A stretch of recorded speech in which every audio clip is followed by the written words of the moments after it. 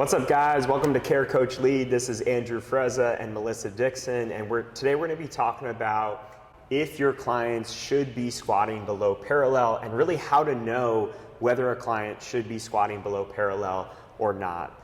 And as coaches that have come about through kind of the CrossFit methodology, the CrossFit space, we're often taught as coaches about the benefits of squatting below parallel. And it brings back a lot of memories of coaches running clients through squat therapy up against the wall where we're really pushing someone to get to these depths that they've never been to before.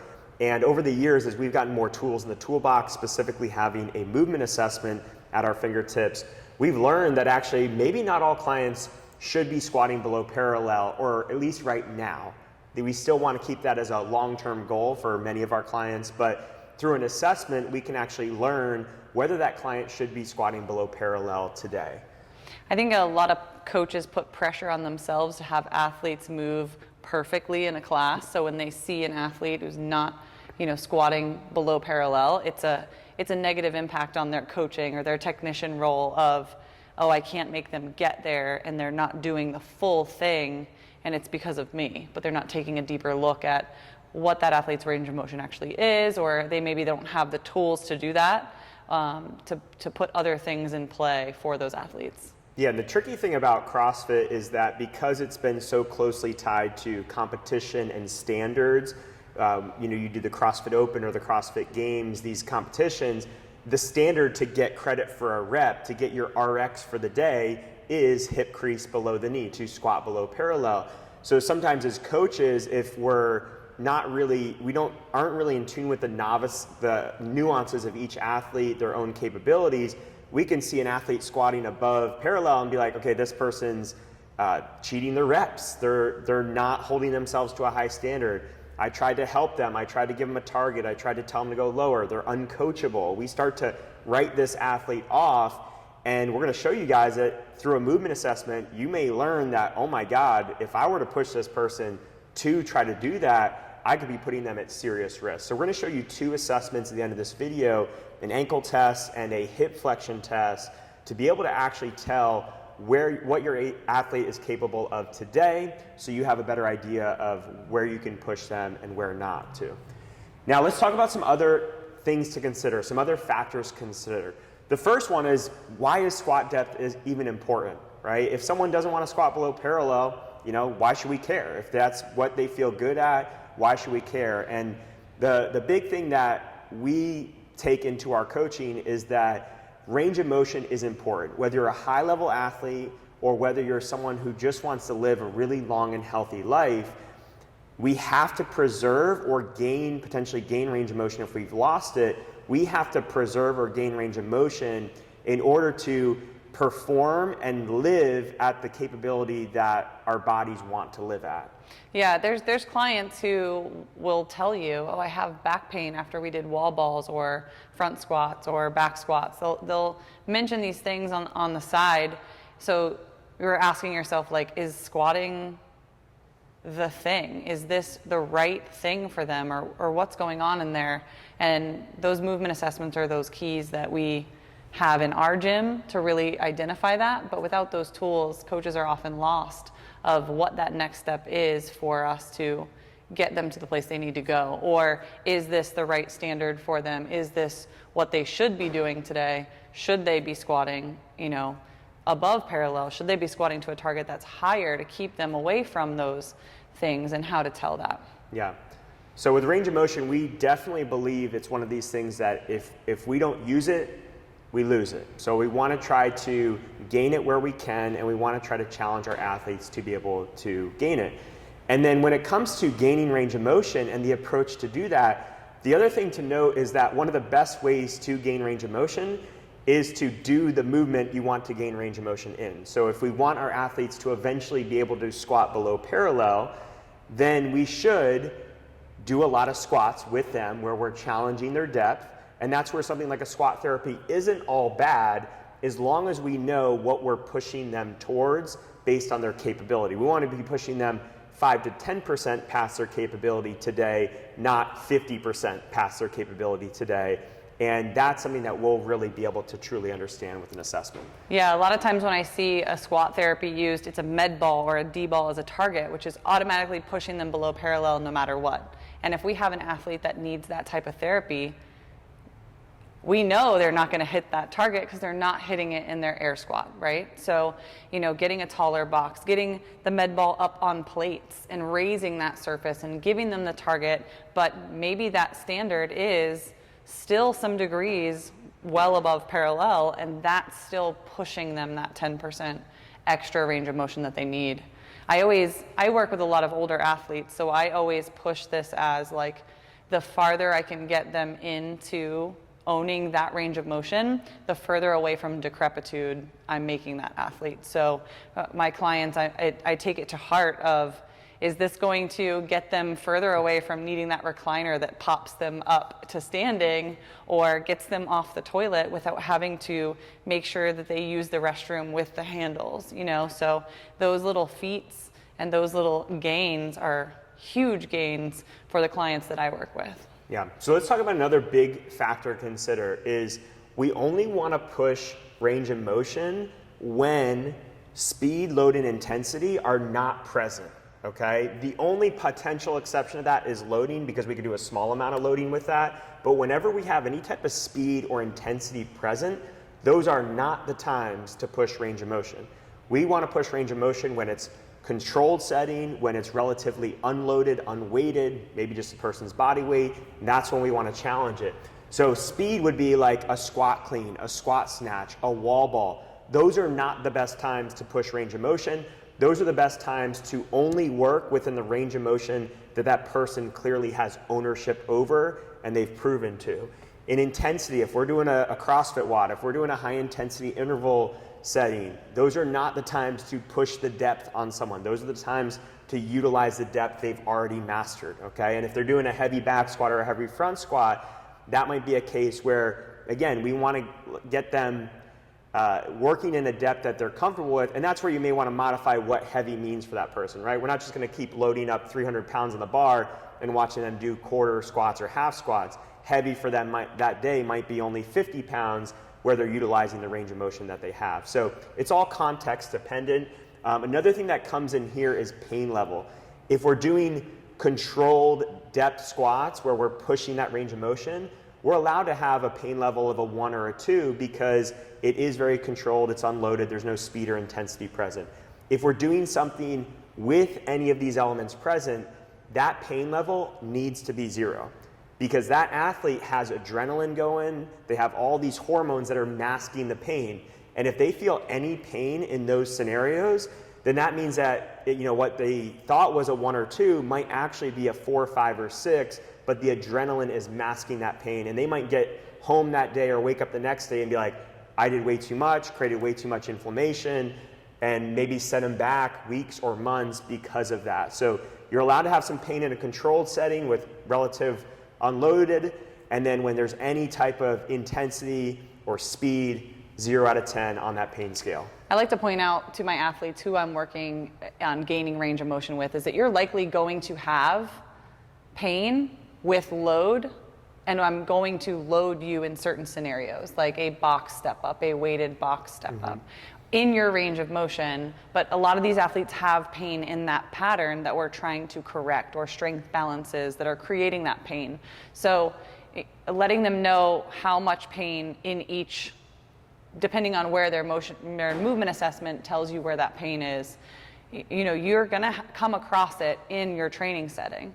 But the loading is the one that's a little bit it's very relative in terms of how much load, and then load never combined with speed, never combined with intensity. That isolated load, having that pain and going through it more like a tempo. That speed should be extremely slow. It should be slower, because once we start using speed and intensity, you have that momentum that you're creating that might just be skipping over that one little sticky part of going below parallel and not actually going through it or making you recruit those muscles through it, and you might just be grinding on something that is going to show up a lot later. Yeah.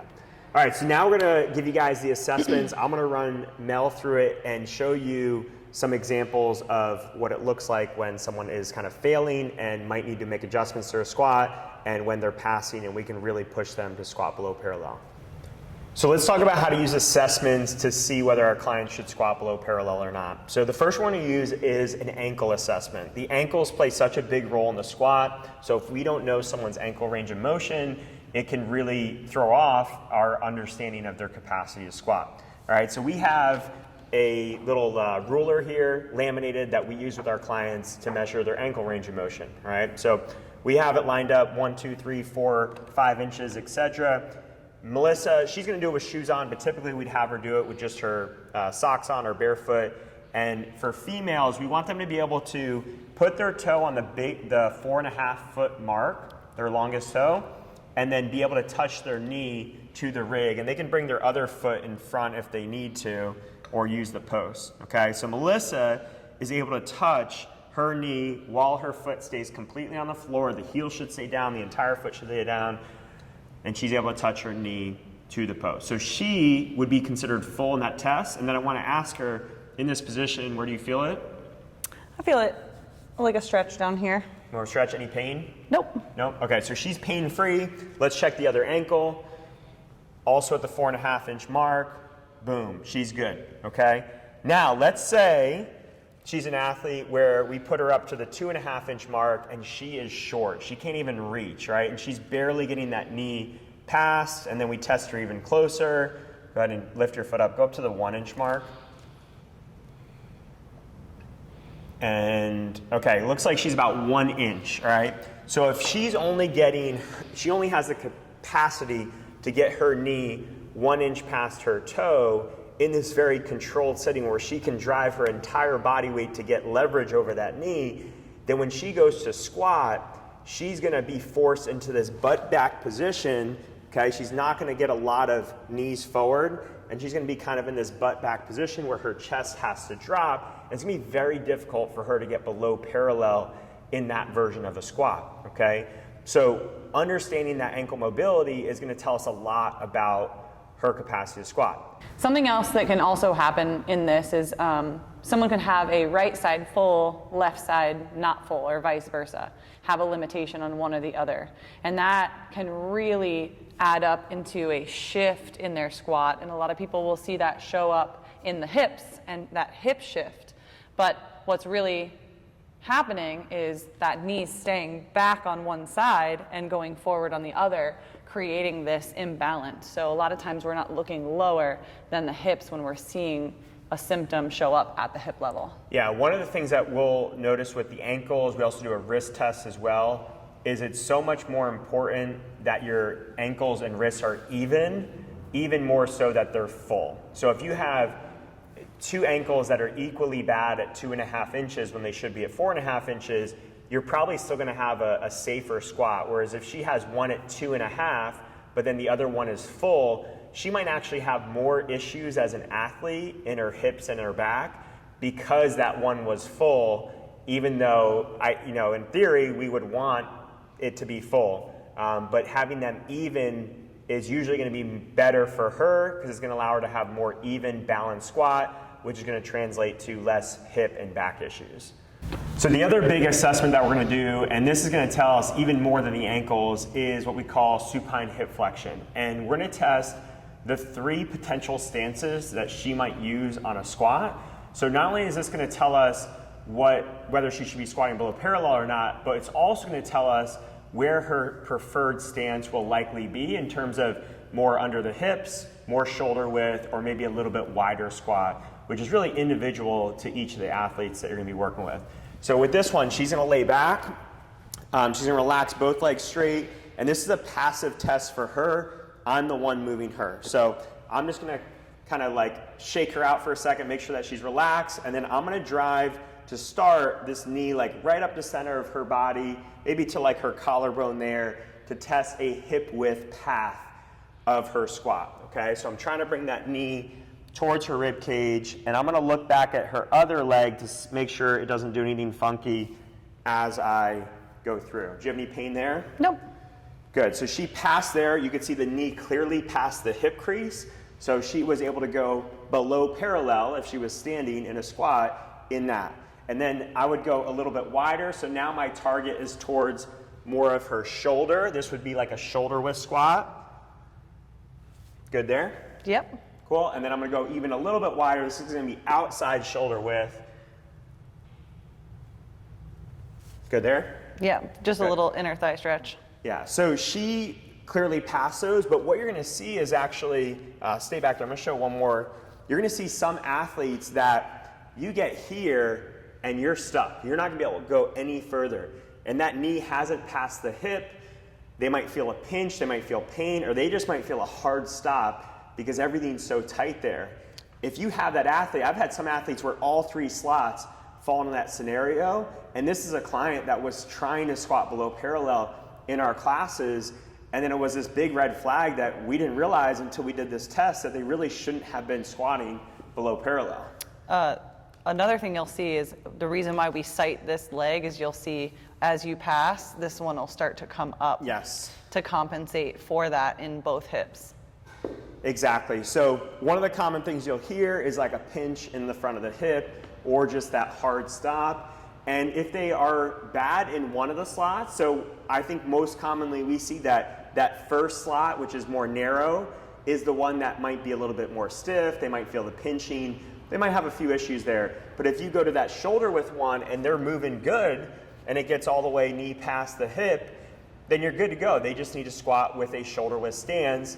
And if you ever catch them squatting a little too narrow, you know to coach them out of it and know that they're not going to be able to squat well in that position. This is another one you want to look out for and test both sides for, because we've also seen athletes who have, hey, maybe I'm a little bit better on that narrow one here, but it hurts the narrow one here, and this one is a little bit better on 2 or 3. So you might have people who naturally tend to have one toe forward, one toe out in their squat, and if we're correcting them into certain positions, we're actually creating more pain for them. So again, working within the ranges of motion they own and then trying to correct why this one hurts in the narrow position or does not hurt in the narrow position. Yeah. Awesome. Well, I hope you guys found this helpful. I hope you guys get a better idea of when to push your clients to more depth and when to work within the range of motions that they already own really well. If you have any questions or comments, leave them below, and we'll see you in the next video.